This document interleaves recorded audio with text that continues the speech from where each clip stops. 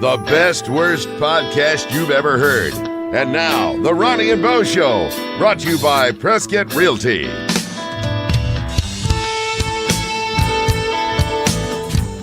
Welcome to the Ronnie and Bo Show, brought to you by Prescott Realty. Thank you, Prescott Realty, for being our sponsor. Prescott Realty, 928-499-8700. If you have any real estate questions or needs. They are such an amazing group of real estate specialists. They're not generalists, they are specialists. And so if you're looking for a custom lot, or maybe you're a first-time home buyer, or looking for an existing home or maybe a new home, those are all different aspects of the same industry. And you don't have to remember the specialists. They're specialists. They'll help you. So when you call Prescott Realty at 928-499-8700, they'll hook you up with the right person. Thank you, Prescott Realty, for sponsoring the Ronnie and Bo Show. It's Ronnie and Bo with a very funny comedian. Joey Medina is on the phone with us. Good morning, Joey. How are you? Good morning, guys. How's it going, man? It's great. Is it still warm in Arizona? It's only like 110 at midnight. So that's the coolness of Arizona. Exactly. It's the fall in the valley, right? Exactly. Yeah, Joey Medina will be coming to Stir Crazy in Glendale, October 4th through the 6th. We can't wait to have you out here, man. That's going to be fantastic. Thanks, man. I always look forward to going to Arizona. My comedy career started in Arizona, so being there and working out there with the fans, and there's always some family and friends to come out, so it's always a good time. That's great. So Joey, you were born in New York, right? Yeah, I was born in New York City in the Bronx, and moved to Arizona when I was 19. Oh, okay. And you started hustling the comedy circuit there. Yeah, I started doing Tucson, Arizona, last comedy club. Believe it or not, they're paying less now than they used to 25 years ago. Ooh, that's brutal. Yeah, I know. Comedy is we're all become, like comedy is just like prostitution. You know what I mean? Yes. Unless you're a real high-end call girl, you don't make any of the money. I think you just called Seinfeld a high-end call girl. Yeah, he's the most paid, the highest paid call girl in the comedy world. That's fantastic. Oh, gosh. You started out as a boxer early on in life? Yeah, that's actually the reason I moved to Arizona, was to turn pro. I had an uncle who lived in Tucson, and he convinced me to move out to Tucson and turn pro when I was 19 years old. So I did. I didn't know any better. Right. I didn't know what to expect coming from the Bronx to Tucson. It was, right. Definitely a culture shock. Right. You know what I mean? And, it's funny because I'm Puerto Rican, but when I wasn't familiar with Mexican food at all. So I went, the first Mexican restaurant I went to, they had the refried beans, and I thought it was pudding. And I remember telling my trainer, I'm like, I think there's beans in here. He goes, these are beans. I'm like, these aren't beans. What? Beans don't look like this. Oh, man.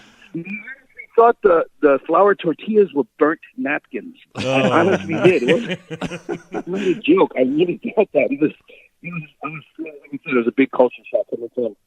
Totally some kids from the Bronx, South Bronx, moving to Tucson, Arizona. Yeah, that's brutal culture shock. Yeah.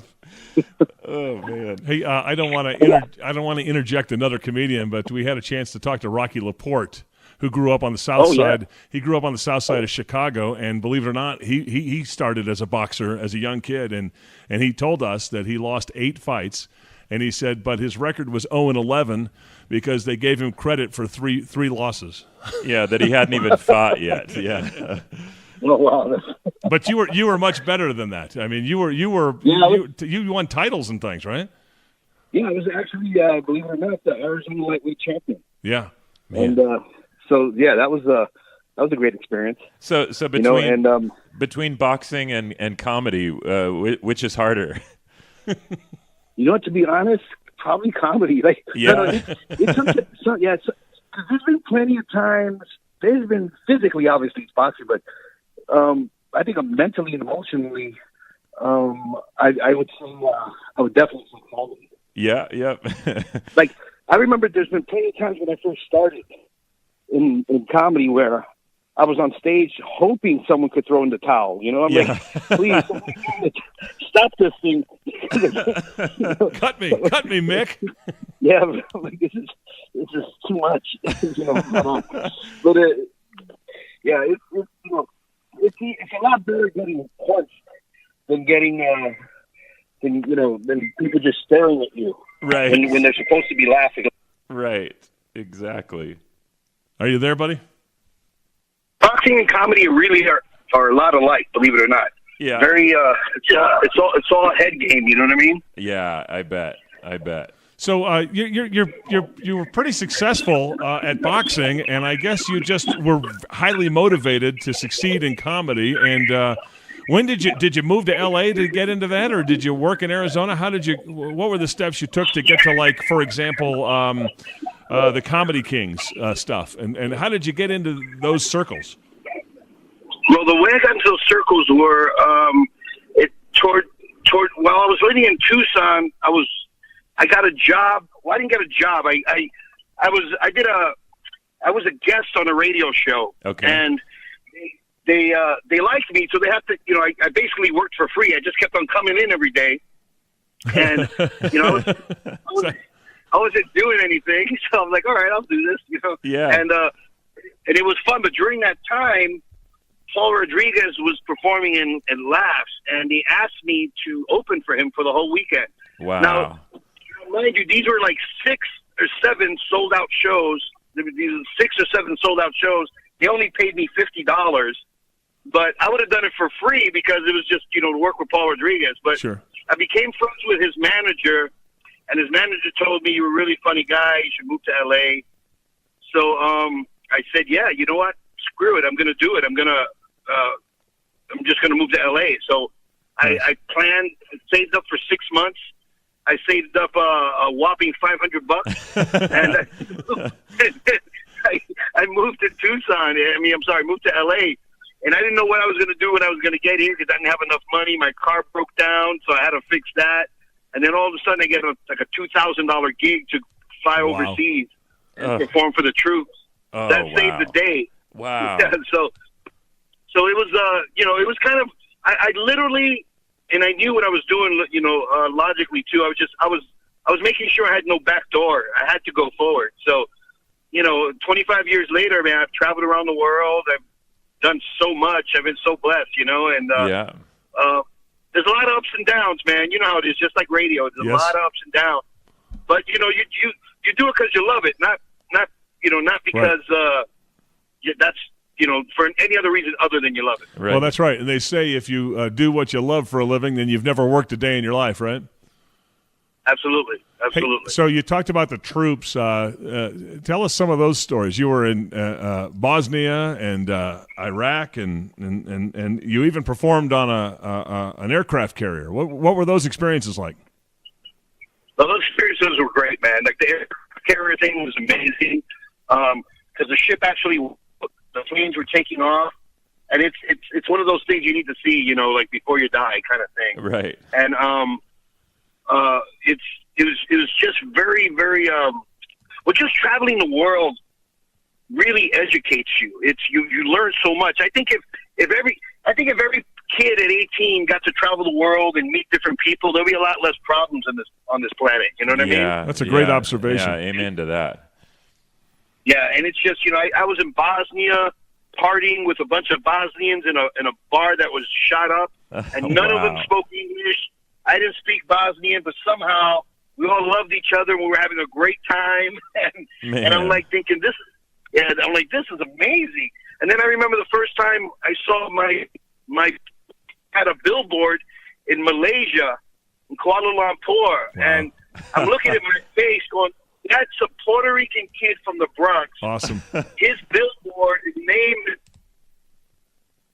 When does that happen? Yeah, exactly. Hey, you dropped out a little bit. You said Puerto Rican from the Bronx. His billboard is what? Yeah, I had a billboard in Malaysia. You know, like, I mean, what are the odds of that? Yeah. Exactly. That's awesome. That's so true. That's so true. Well, I mean, I think that's such the key, and you're so good at it. Just bringing comedy across different cultural lines. That's huge. You've now made over 50 TV appearances. You've had your own Showtime special. Obviously, being a part of the original Latin Kings of Comedy tour and movie. I mean, do you have any favorite stops along the way? Any of the highlights for you? I mean, the Latin Kings of Comedy was a big highlight because I knew when we were making that it was going to be special, you know, and I knew that it was going to change my life. Right. And the thing was, you know, and like you said, it was in the theaters, and not too many stand-up comedy specials make the theater. Yeah, and seriously. This one did. And I literally would, every time I traveled to a different city, I would go watch it. I would watch, right after my show, I would go to the movies, and I would watch it and sit in the back and see how people responded. It was neat, man. I mean, my career is still going great. I'm doing a lot of things. Yeah. I'm expanding. I'm doing stuff. But if it ended today, I've had a hell of a life. Yeah, that's for sure. We're talking to Joey Medina here. He's coming to Stir Crazy in Glendale, October 4th through the 6th. Part of the original Latin Kings of Comedy, which. The amazing thing about that is it's just funny. It doesn't matter what culture you're from. All that stuff that you do, Joey, is just off the charts, super good.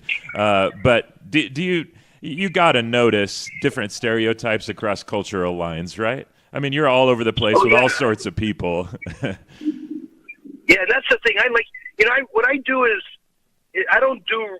You know, people say, it's comics do racist material. I don't think comics make too racist material. I think the majority of comics, what we do is we kind of just highlight stereotypes. We highlight the obvious. Because that's what humor is. Humor is you take the truth and you exaggerate it. Yep. Everybody has a story about an uncle. So, everybody has that crazy uncle. So the thing is, you can say everybody has that crazy uncle, but it makes it a little more special if you go, everybody's got that one black uncle, or, if your crowd is black, or you're Hispanic, or you're Italian, you're Jewish uncle. Because no matter what, we all have that same uncle. So what you do is you put a different light on it or a different spin on it, so it hits a little more personal. Right. You know what I mean? And the joke, it's just like every comic will have a joke about a city, and a lot of those jokes they use in every single city, but because, if it's about traffic, let's say, you go, oh man, the traffic in Phoenix, and people laugh because they go, yeah, it's true. But traffic is traffic. Right. But what comics want to do is they want to personalize it. So, it always feels good like when you watch a band and the band goes, hey, Phoenix! You're like, yeah, you said our name, and it just sounds like it's that kind of thing. Yep, that's great. So, Joey, not only are you a very funny and talented comedian, but you dabble in the movies too. I mean, you've produced, you've directed. I was reading your bio and saw that you had some success with El Matador, your first screenplay. Did incredible at the East LA Chicano Film Festival back in the day, winning Best Film, Best Director, and Best Acting awards. What do you like best in movie making? Producing, directing, acting, writing? Well, I like directing. Directing is the best part. All the rest I do because you kind of have to, but it's fun, watching stuff. And I've won plenty since El Matador, which I would never show anybody anymore. You wouldn't, huh? Oh no, that was a prototype, man. That was like if I tried to design the perfect woman, that one doesn't look great. You know what I mean? It's just but my films now are so much better. And so, I did a horror film a couple of years ago that won a bunch of awards. I just did a drama recently that won a bunch of awards. I just shot my own sitcom pilot that looks fantastic. Oh, that's great. So so I'm it's fun. I've done a bunch of music videos. I've done some music videos for some artists in Arizona. I love it, man. I love creating. I love making things, creating things from scratch and making them look wonderful. Yeah, that's a real special gift. Well, you've got the ability just to make us all laugh and to cross cultural lines, and that's such a gift, bringing joy wherever you go, whether it's right here in Arizona or overseas with the troops. Man, thank you for the service. You're just spreading the wealth all over the place, Joey. Thank you. Oh, my pleasure, man. I love it. We all love as kids making people laugh. You know what I mean? So Yeah. When you get to do it as a job, it's great. Hey, Joey, we really appreciate your time with us, and we're really looking forward to coming to Stir Crazy Comedy Club in Glendale. And thanks for spending some time with us on the radio at Funny 1260 AM. Oh, my pleasure. You guys are a class act, man. Thanks so much for having me. Oh, boy, wasn't that a fun interview? Oh, man, he's fantastic. Well, thanks for listening to another episode of the Ronnie and Bo Show, brought to you by Prescott Realty. You can get in touch with them or get more information by going to their website, PrescottRealty.com, or calling them at 928-499-8700. Thanks for listening to The Ronnie and Bo Show, available on your favorite podcast provider. Please connect with The Ronnie and Bo Show on Facebook, Instagram, Twitter, and RonnieandBoShow.com. Send comments to RonnieandBoShow@gmail.com. This is your announcer speaking. I'm Shotgun Tom Kelly.